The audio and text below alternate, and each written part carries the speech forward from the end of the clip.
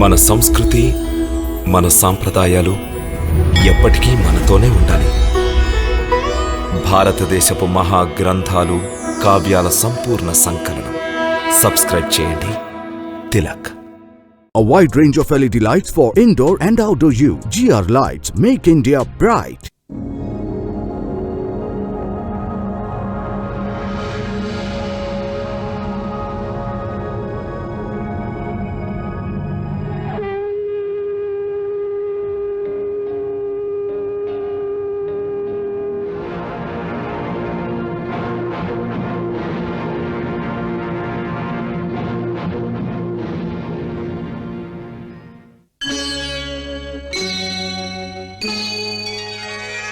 Krishna,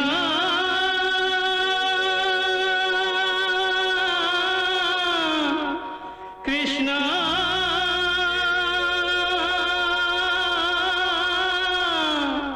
Hare Krishna, Hare Hare.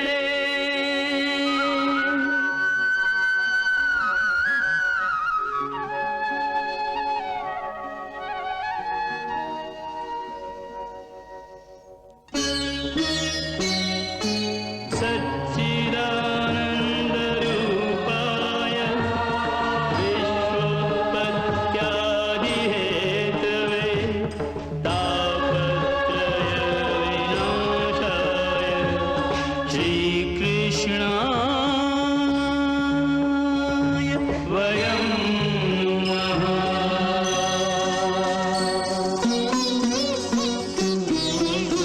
Shrikrishna Govind हरे मुरारे हे नाथ नारायण वासुदेव. हरे कृष्ण राधे कृष्ण कृष्ण राधे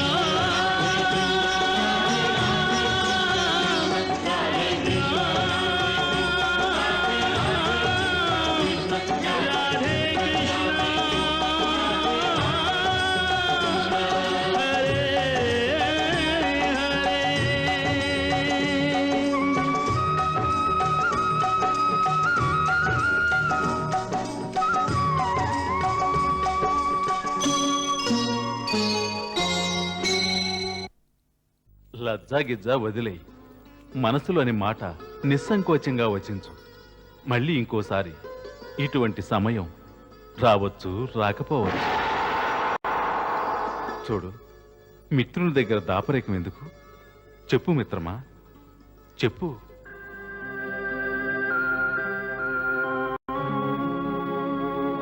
సుధాముని ఇంట ఎవరు క్షేమంగా లేరు. వారు బాధలు పడుచున్నారో. తన ఆత్మాభిమానంతో తమరికి కష్టం కలిగించరాదని తన దీన పరిస్థితిని సుధాముడు దాచిపెట్టినాడు.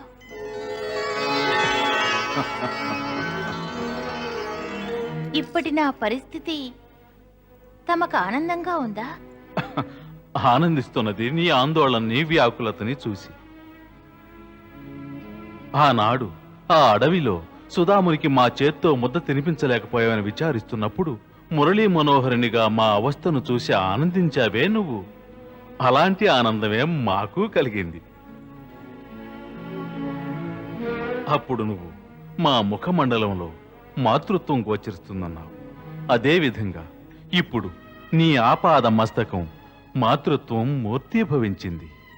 మరి సుధాముని పరిస్థితిని చూసి ఓ తల్లివలి నేను ఆందోళన చెందరాదా? ఆజ్ఞనివ్వండి స్వామి. ఈ విశ్వకర్మ చేయవలసిన కార్యమేమిటో? విశ్వకర్మ, మేమిప్పుడు మా పరమమిత్రుడైన సుధామునికి ఒక రాజమందిరాన్ని నిర్మించవదలచాం. స్వామి, తమరే చెప్పండి.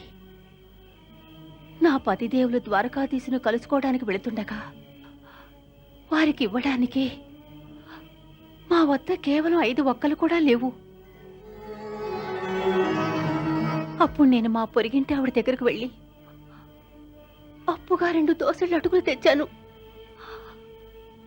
అటువంటి పొరిగింటి వారిని ఇప్పుడు మేము మర్చిపోవడం ఉచితమా? కాదు, ముమ్మాటికి కాదు. అంతేకాదు, ఇటువంటి దయాహృదయులైన పొరిగింటి వారు శిథిలావస్థలో ఉన్న కుటీరాల్లో ఉండగా త్రిలోకనాథులు మాకు రాజభవనం నిర్మించడం ఉచితమంటారా? ఆహా వసుంధర, హే స్వర్గ నిర్మాత, వసుంధర యొక్క ఒక్కొక్క పలుకు మా ఆజ్ఞగా భావించి బృందాపురిని స్వర్గ సమానం చెయ్యి. అందువల్ల ఈ కార్యం అతి శీఘ్రంగా జరగాలి.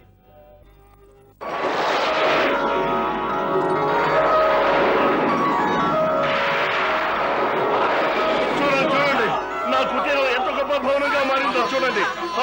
రావే.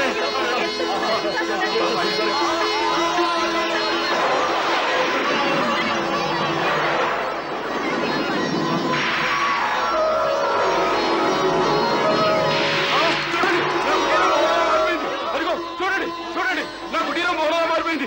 ఎంత అందంగా ఉందో చూడండి.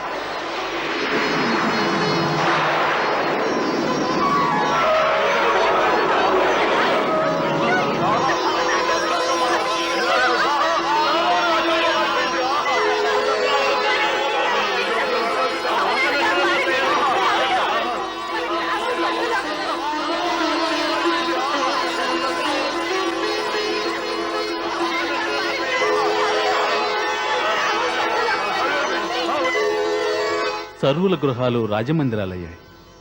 ఇక మన సుధాముడి గృహమే మిగిలింది.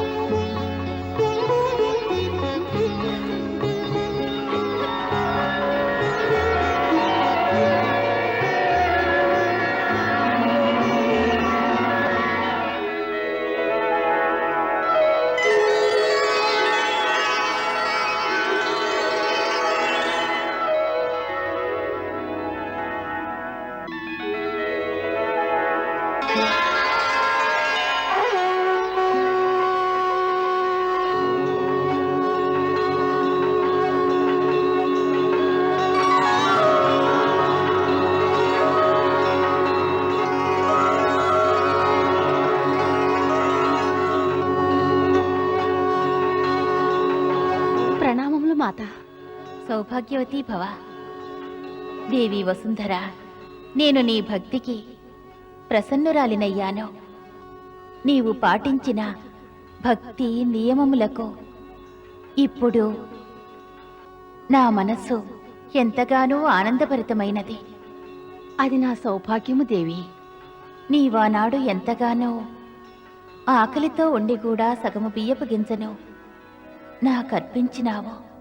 నేను నీకు విశ్వమంతటినీ ఇచ్చినను దాని విలువకు సరిపోదు. వసుంధర, ఆనాడు నీవు నాకర్పించిన సగము బియ్యపు గింజ విలువను అశాశ్వతమైన ఈ మర్త్యలోకమును విడిచి మా లోకమునకు వచ్చిన నాడు ఇచ్చెదను. అది మాత్రమే కాదు, నీవీ లోకమున జీవించి ఉన్నంత వరకు ఒక అనుపమానమైన బహుమతిని ఇవ్వదలచితిని. తమ దర్శనముతోటి ధన్యురాలనయ్యాను మాత. త్రిలోకనాథులు నీకు, నీ కుటుంబమునకు సకల సంపదలను అనుగ్రహించినారు. వారు ఒక్క విషయమును మాత్రం మరచినారు. మరచినారా? ఏమిటది మాత? అది మహాద్భుతమైనది. ప్రతి స్త్రీ తన జీవితంలో ప్రాణాధికంగా భావించేది. ఏ స్త్రీ అయినా జీవితంలో ప్రాణాధికంగా భావించేది భర్త యొక్క ప్రేమను, భర్త యొక్క నమ్మకాన్ని. తమ అనుగ్రహం వల్ల అవి రెండూ నాకు ప్రాప్తించాయి. అంతకు మించిన అద్భుతమైన వరం ఇంకేముంటుంది? అదే తన భర్త ప్రేమను పొందుటకు ఆమెకు అవసరమైన వరం. అంటే అంటే అందమైన రూపము, అత్యంత సౌందర్యము, మనోహరమైన అపురూప యవ్వనము ఇప్పుడు నీకు పరముగా ఒసగిదిన వసుంధర. క్షమించండి మాత. కాలగతిలో రూపం మారడం సహజం. యవ్వనము కూడా క్షీణచంద్రునిలా తరిగేదే కదా. అమ్మా వసుంధర, నీకు పరిపూర్ణ యవ్వనము నొసంగెదను. మరియు ఆ యవ్వనము శాశ్వతమైనది, ఎప్పటికీ క్షీణించునది కాదు. వసుంధర, నీవు సౌందర్యవతివై నిత్య నూతన తేజస్సుతో జీవితకాలమంతయు వర్ధిల్లే వరాన్ని ప్రసాదిస్తున్నాను. యవ్వనవతిగానా? అవును వసుంధర.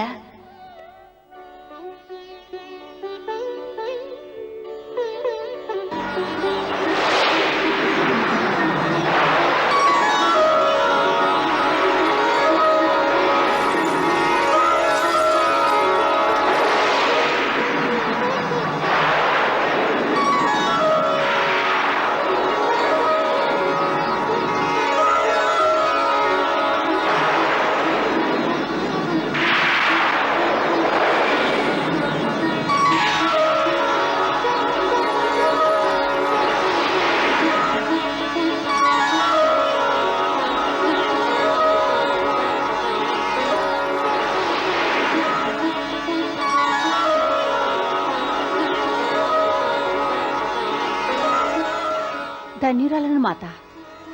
తమ ఈ అమూల్యమైన వరంతో మరలా నా జీవితంలో వసంతం వచ్చింది. వసుంధర, నీవు ఈ భూలోకములో ఉన్నంత వరకు యవ్వనవతిగా, సౌందర్యవతిగా ఉందువుగాక. నీవు పొందిన ఈ సౌందర్యము, యవ్వనము కాలప్రభావం చేత అంతరించేవి కావు. ప్రతి స్త్రీ తన భర్త ప్రేమను పొందుటకు ఈ సౌందర్యము, యవ్వనము అనునవి సోపానముల వంటివి. చూడు, శృంగారము లేని సౌందర్యము కూడా రాతి పుష్పము వంటిది. కాంతులేనితో కనువిందు కలిగించును, కాని సుగంధముండదు, ఆత్మకు తృప్తి నొసంగదు, స్పర్శించినప్పటికీ ఆనందమనునది లభించదు. మరోమారు తమరు నన్ను క్షమించాలి. భర్తతో పెళ్లి అనే బంధంతో ముడివడిన తరువాత ఒక పడతికి ఈ రూప తేజస్ సౌందర్యములతో ఆవశ్యకత ఏమున్నది? వసుంధర, నీవు చేస్తున్న ఇదే తప్పునే లోకంలోని స్త్రీలందరూ చేయుచున్నారు. నీవు ఒక్క విషయం గ్రహించు. భగవంతుడు ఈ విశ్వంలోని సమస్త ప్రాణులకు జంటను సృష్టించినాడు. పక్షులు సైతం పరస్పరం ఆకర్షించుకొనుటకై వాటిని అందంగా సృష్టించినాడు. వివిధ వర్ణములను ఒసంగినాడు. పక్షి కూడా తన అందముతో జంటను ఆకర్షిస్తుంది. మరి వీటన్నిటికన్నా తెలివైన మానవులు మాత్రం రూపము శృంగారముల యొక్క ఆవశ్యకతను గ్రహించుటలేదు. తమరు ధన్యులు మాత. తమరి మాటలు ఇప్పుడు నాకు అర్థమవుతున్నవి. నీవే కాదు, ఒక సత్యమును స్త్రీలందరూ గ్రహించవలెను. వారు నా ప్రతిరూపాలు. అందుచేత గృహలక్ష్మి నా ప్రతిబింబము వలె అందముగా ఉండవలెను. సౌందర్యము లేని చోట నేను నివసించను.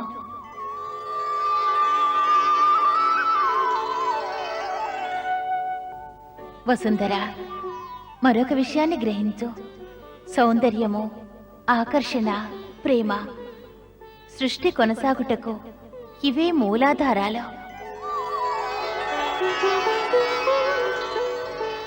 ఈ ఆధారాలలో మొదటిది సౌందర్యము. ఈ సౌందర్యము తనువునకు, మనస్సునకు సంబంధించినది. మనస్సౌందర్యము నీ వద్ద ఉన్నదే. ఇప్పుడు నీకు రూపలావణ్యాలను ప్రసాదిస్తున్నాను. వాటిని శృంగార రసముతో అలంకరించి నీ భర్త ప్రేమను పొందుము. తథాస్తు.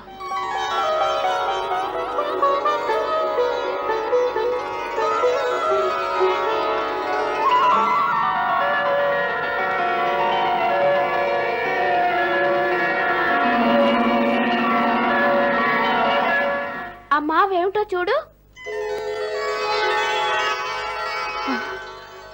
ఇవి మాత లక్ష్మీదేవి చరణ చిహ్నాలు.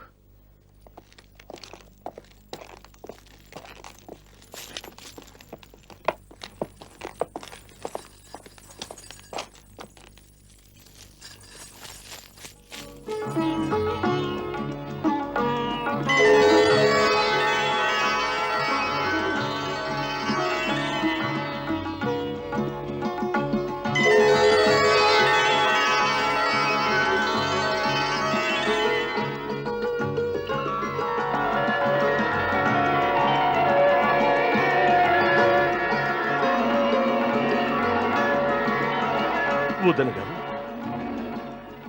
తమరా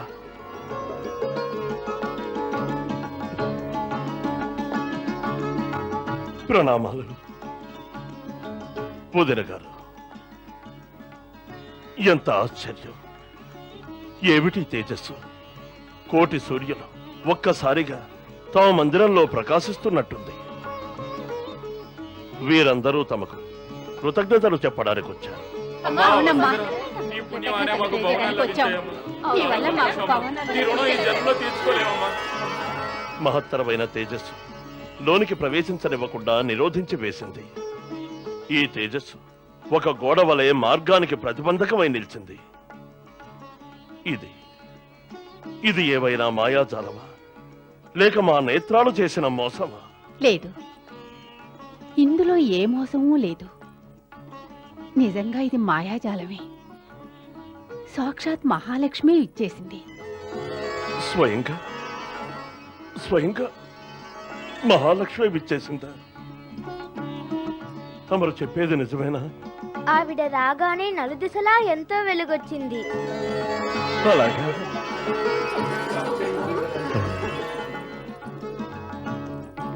ఆవిడకి 4 చేతులున్నాయి. 4 చేతులున్నాయా? అటు చూడండి.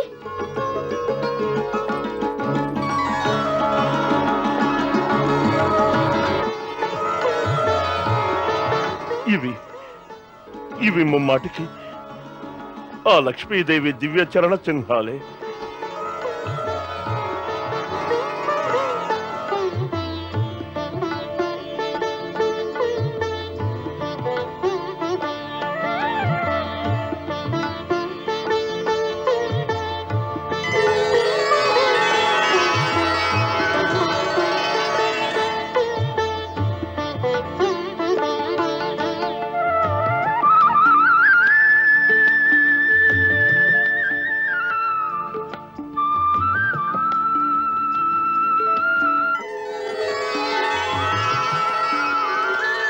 వసుంధర, నీ జన్మ ధన్యమైనది.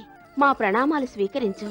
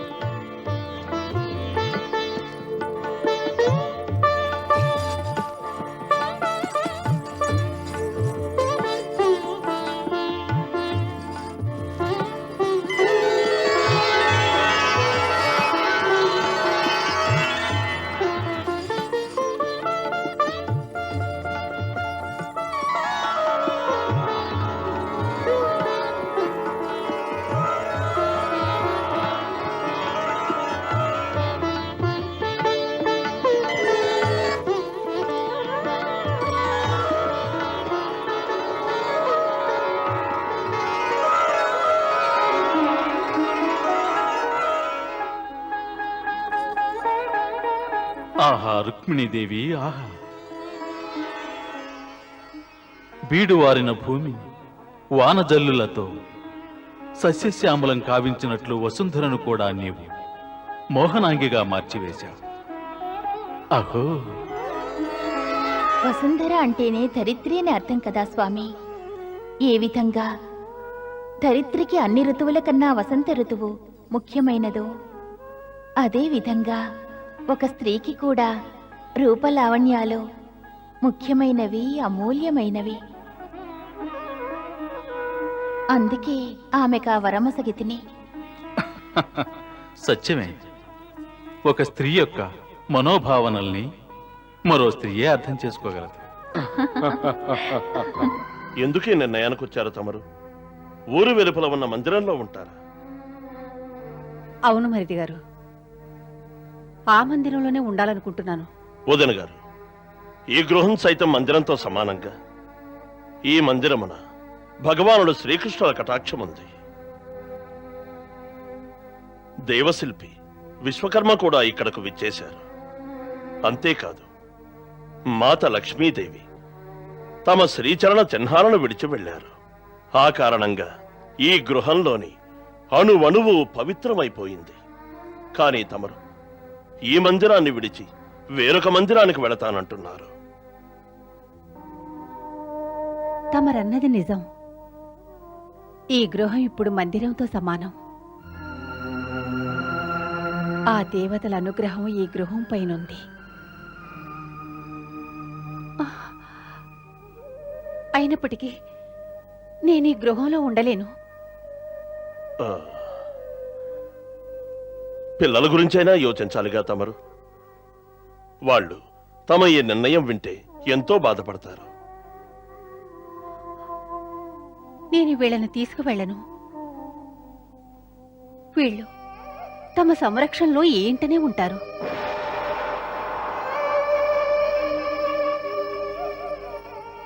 మీరు నన్ను ఆపాలని చూడకండి. నా మనసు ఇక్కడ ఉండడానికి ఏమాత్రం అంగీకరించడం లేదు. మరి వదిన గారు, తమరి గృహాన్ని విడిచి వెళితే పరంధాముడిచ్చిన ఈ బహుమతిని తిరస్కరించినట్లేగా? మరిది గారు, వారి అభాగ్యురాలి స్థితిని గ్రహించే ఉంటారు. మా వారు లేని ఈ గృహంలో భోగభాగ్యాలు అనుభవిస్తూ నేనెలా ఉండగలను?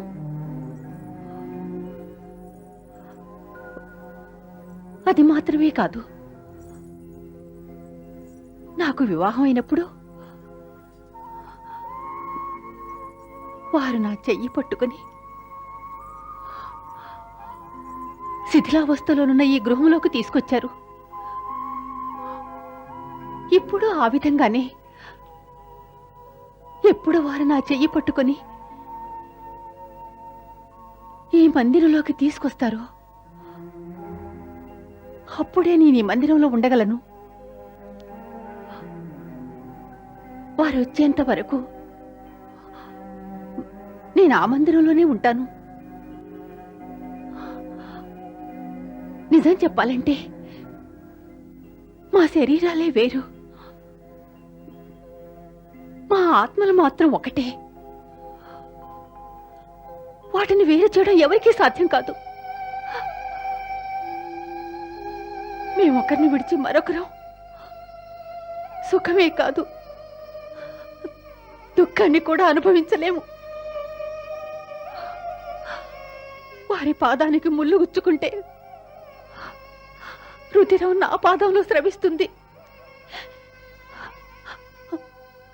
అలాగే నాకు గాయం అయితే ఆ బాధ వారు సహించలేరు. ధన్యురాలవు మాత, మహాధన్యురాలవు. భగవాన్లు శ్రీకృష్ణులు మాకిన్నేళ్ల తర్వాత సిరిని ప్రసాదించారు. వీటిని నేను అనుభవించాలంటే వారితో పాటే నేను ఈ మందిరంలో ప్రవేశించాలి. వారు ద్వారక వెళ్ళేటప్పుడు మేమిరువురం ఏ మందిరము చెంత చివరిసారి కలుసుకున్నామో ఆ మందిరం వద్ద వారి కొరకు వేచి ఉంటాను. వారు వృందాపురిలోకి ప్రవేశించగానే వారి వెంటే ఈ గృహంలోకి ప్రవేశిస్తాను. మహోన్నతం తల్లి, నేడు నాకు అద్భుత రీతిలో ఈ నీతిని తెలియజేశారు. వివాహం అన్నది కేవలం 2 తనువుల బంధానికి సంబంధించినది కాదు. అది 2 ఆత్మల పవిత్ర అనుబంధమని నాకు తెలియజెప్పారు. అమ్మా, ఈ దీనుని కరుణించి శిష్యునిగా తమరు నన్ను స్వీకరించండి.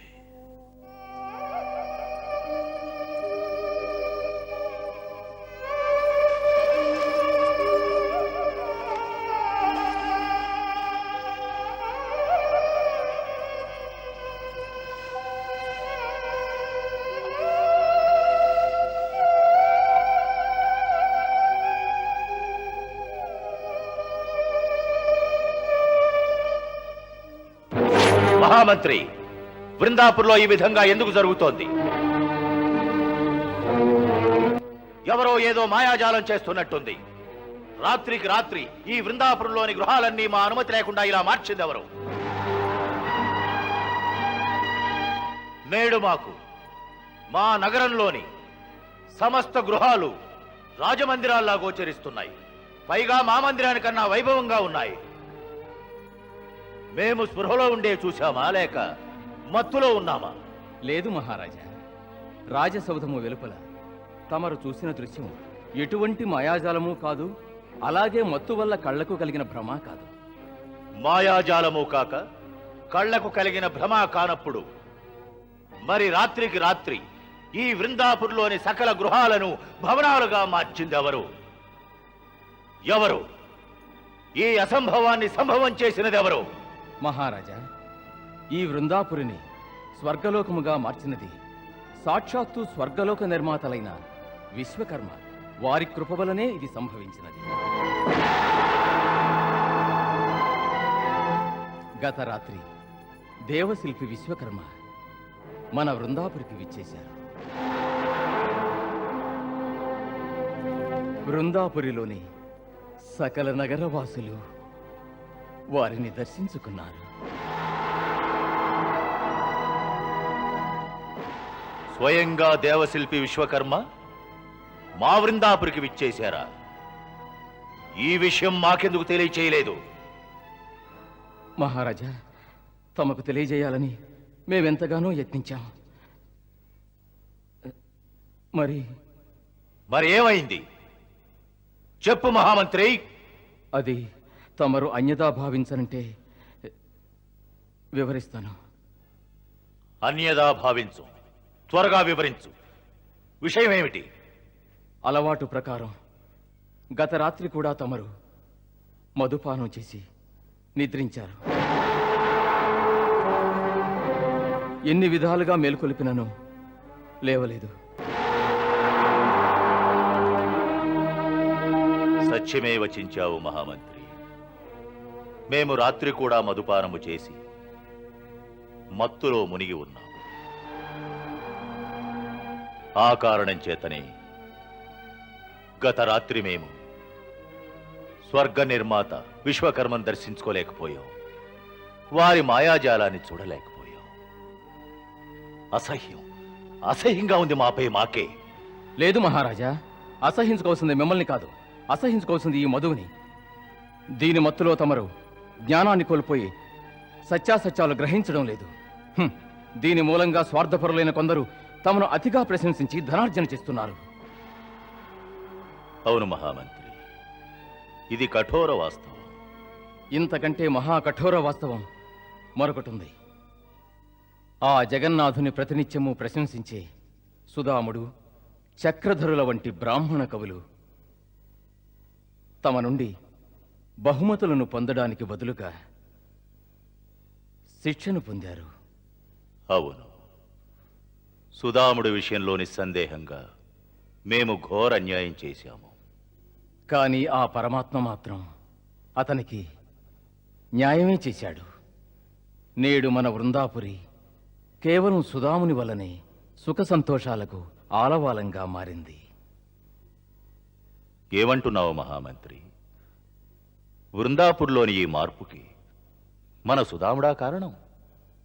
అవును మహారాజా, ద్వారకాధీశులు అతనికి బాల్య స్నేహితులు. అతని కోసం శ్రీకృష్ణులు ఒక మందిరాన్ని నిర్మించాలనుకున్నారు. అప్పుడు సుధాముని భార్య అందుకు అంగీకరించలేదు. ఇంతకాలం మమ్మల్ని పోషించిన నగరవాసులు శిథిలావస్థలో ఉన్న గృహాల్లో నివసిస్తుంటే మేం భవనాల్లో ఉండడం న్యాయమా అని అడిగింది. అందుకే భగవానులు శ్రీకృష్ణులు వృందాపురిలోని సకల గృహాలను భవనాలుగా మార్చివేశారు రాజా. ఈనాడు సుధాముని భవనం తమ ఈ రాజభవనాన్ని మించి ఎంతో విశాలంగా వైభవంగా ఉంది మహారాజా. ఎవరినైతే మేము అవమానించి అమానుషంగా శిక్షించామో వారిని భగవానులు శ్రీకృష్ణులు కటాక్షించారు. అవును మహారాజా, నేడు వృందాపురిలోని సకల గ్రామవాసులు ఆ సుధాముని ప్రశంసిస్తూ కీర్తిస్తున్నారు. ఈ ఊరికి తమరే రాజులు. కానీ ఇప్పుడు సుధాముడి వృందాపురిలోని జనుల హృదయాలలో రాజ్యమేలుతున్నాడు. సత్యమే,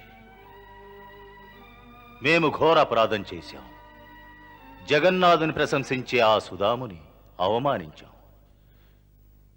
మేమందుకు శిక్ష పొందవలసిందే. మరి ఆ భగవంతుడు మమ్మ ఎందుకు శిక్షించలేదు? ఎందుకంటే మహారాజా, భగవంతుడు సకల ప్రాణులను శిక్షించడానికి ముందు వారికి ప్రాయశ్చిత్తం చేసుకునే అవకాశాన్ని కల్పిస్తాడు. మరి మాకు ఈ పాపానికి ప్రాయశ్చిత్తం ఏమిటి? నాకు అనుజ్ఞనిస్తే అది వివరిస్తాను. చెప్పు. మొదట తమరు ఈ మద్యాన్ని త్యజించండి. సకల పాపాలకు కారణం ఈ మద్యమే. తమరిక ఎన్నడూ ఈ మద్యాన్ని సేవించకండి. అప్పుడే భవిష్యత్తులో ఇటువంటి పాపాలు జరగవు. మరి దీనివలన సుధాముడికి జరిగిన అన్యాయానికి ప్రాయశ్చిత్తం ఎలా అవుతుంది? మహారాజా, నేడు మన వృందాపురి నగరం ఆ సుధాముని వలన స్వర్గసీమలా మారిపోయింది. కనుక దీనికి వృందాపురి అనే నామాన్ని మార్చి సుధామనగరం అని ప్రకటించండి. సుధామనగరం, సుధామనగరం. బహు చక్కని ఆలోచన మహామంత్రి. ఈ వృందాపురుణ్ణి సుధామనగరంగా మార్చాలని తక్షణం ప్రకటిస్తాం.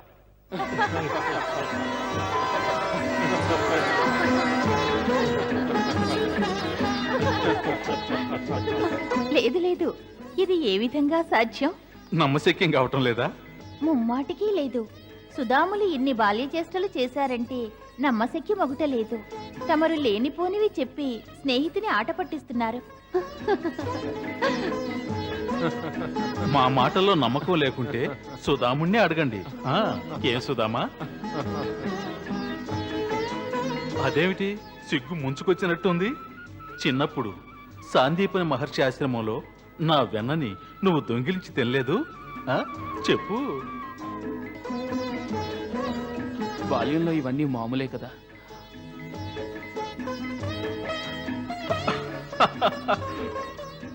నీవు మాత్రం తక్కువ వాడివా?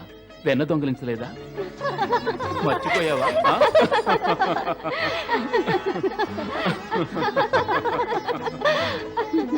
ఆహా, అద్భుతం సుధామా. తమరడిగిన దానికి వారు సమాధానం ఇవ్వలేరు. మీ ప్రశ్న బ్రహ్మాస్త్రము వలె తిరుగులేనిది. ఆహా, అలాగే రాణులు మూరు మా మిత్రుని పక్షాన చేరారన్నమాట. చూడు సుధామా, నువ్వు మా మిత్రుడివి కదా, పోనీ నువ్వైనా మా పక్షాన చేరతావా? అవశ్యం అవశ్యం. ఒక దొంగ మరో దొంగని వెనకేసుకు రావాలిగా, తప్పదుగా. నేనన్నది నిజమే కదా.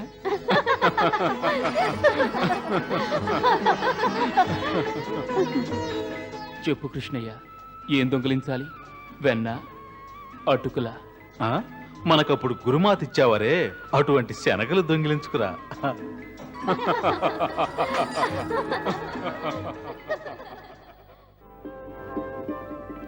ఇవిగో ఈ శనగలు మీతో తీసుకువెళ్ళండి. చూడండి, వీటిని చెరిసగం మీ ఉత్తరీయంలో కడతాను. మీకు ఆకలైనప్పుడు తినండి నాయన. గురుమాత, నా ఉత్తరీయం చిరిగిపోయింది. వాటిని సుధాముని ఉత్తరీయంలో కట్టి ఉంచండి. మేమిద్దరం కలిసి తింటాం. అలాగే పుత్ర, ఆ ప్రకారమే చేస్తాను. ఆ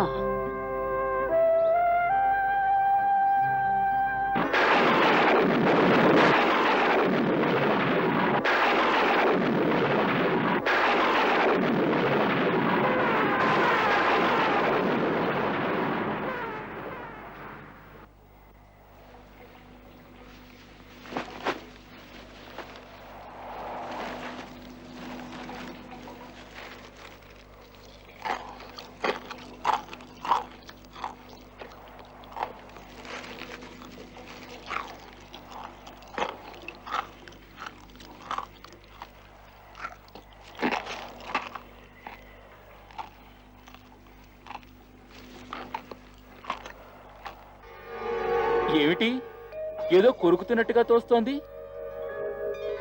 నువ్వేమైనా తింటున్నావా? లేదు, చలి వల్ల పళ్ళు కొరుక్కుంటున్నాను. అలాగా? బాగా చలిగా ఉందా? అవును, శరీరం అంతా ఉడికిపోతుంది. నాకు కూడా బాగా చలిగా ఉంది. నీకో విషయం తెలుసా? ఏదైనా తింటే శరీరంలో వేడి పుడుతుందట. నాకు ఆ శనగలివ్వు, ఇప్పుడు తినాలనుంది. ఇద్దరము తిందాం.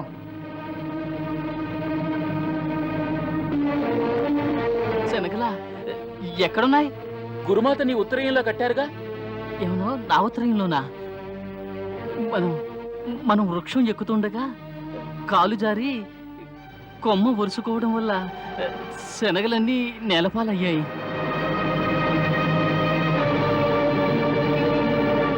ఓహో, పడిపోయాయా? కానీ నీ వసలే ఆకలికి తట్టుకోలేవాయే.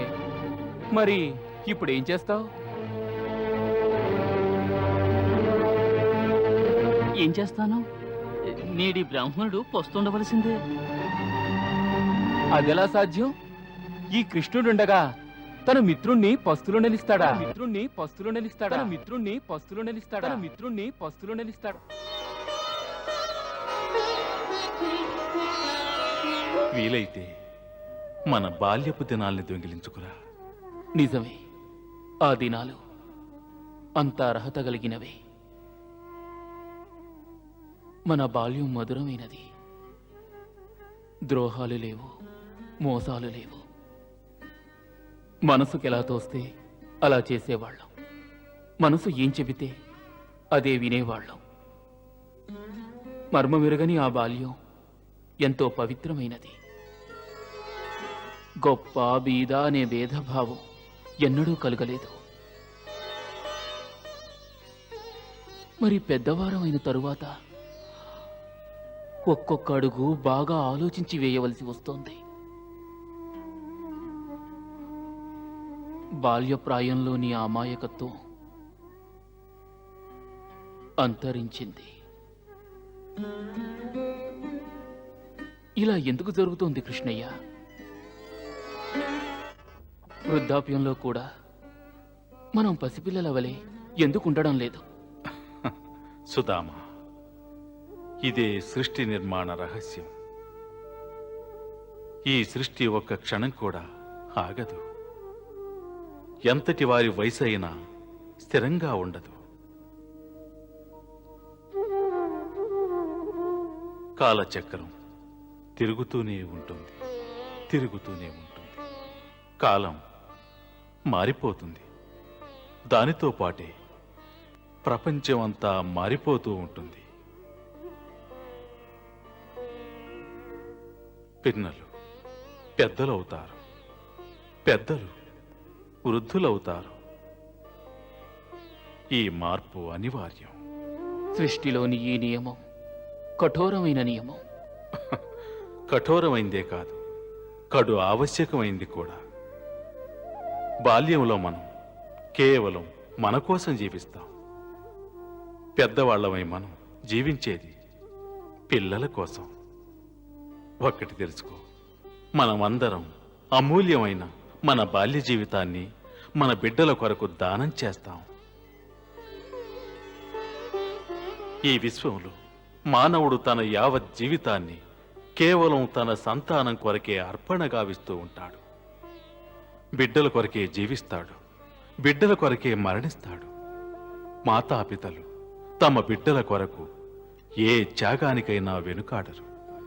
కానీ నేను నా పిల్లల కొరకు ఏమీ చెయ్యలేకపోయాను. అందుకే నేను ఇక్కడికి వచ్చాను.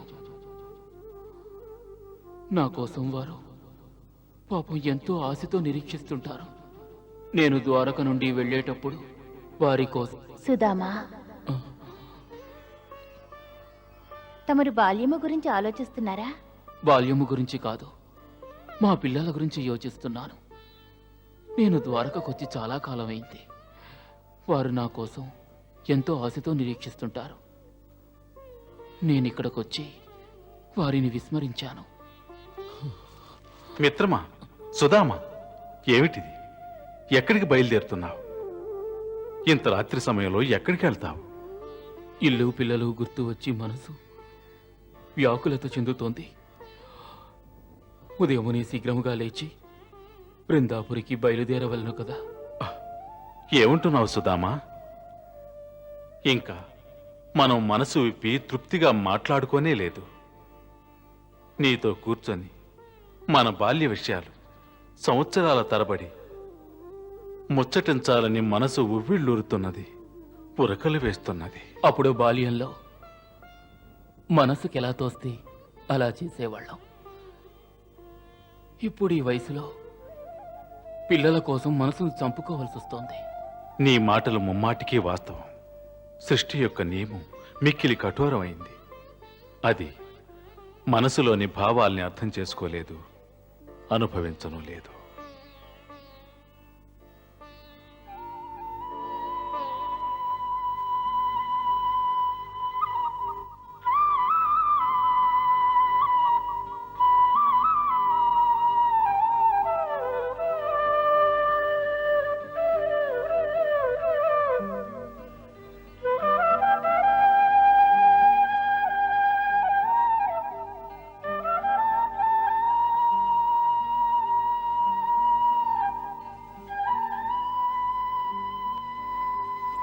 ఏమిటి స్వామి, తమరింత ఉదాసీనముగా ఉన్నారు? సుధాముని దుఃఖము ఇప్పుడు తొలగినది. ఇక తమరు ప్రశాంతముగా ఉండవచ్చునుగా. దుఃఖం దూరమైంది దేవి. ఇప్పుడు మా మిత్రునికి దూరం కావలసిన సమయం వచ్చింది. అయినా సంతోషం ఏమిటంటే సుధాముని కష్టకాలం ఇంతటితో ముగిసింది. పరంధామా, సుధాముని దుఃఖమునకు కారణం ఆ దొంగతనం కాదు కదా. ఆ బాల్య చేష్టలో శనగలు దొంగిలించాడో వెన్న దొంగిలించాడో తమరాతనిని అందులకు శిక్షించటం లేదు కదా? లేదు దేవి, మేము ఎవ్వరిని శిక్షించుటలేదు. మేము మా భక్తులకు ముక్తినిస్తున్నాం. కర్మ భోగాలు అనివార్యమైనవి. ఎవరు చేసిన దానికి వారు అనుభవించే తీరాలి. అదే కర్మ యొక్క విధానం. దేవి, ముళ్ళ చెట్టును పెంచిన వారికి ముళ్ళే లభిస్తాయి. ఎందుకంటే అది ముళ్ళనే ఇస్తుంది గాని పుష్పాలనివ్వదు. కర్మ విధానం, సృష్టి నియమాల్ని మేము మార్చకూడదు. అలా చేస్తే విధి, విధానం, విధాత వీరు సంకటంలో పడతారు. అందువలన దేవి, అందరి వలనే సుధాముడు కూడా కర్మల యొక్క ఫలాన్ని అనుభవించే తీరాలి. ఇప్పుడు సంతోషం ఏమిటంటే ఇక సుధాముని మార్గంలో ముళ్ళనేవే లేవు. సుమ సౌరభాలే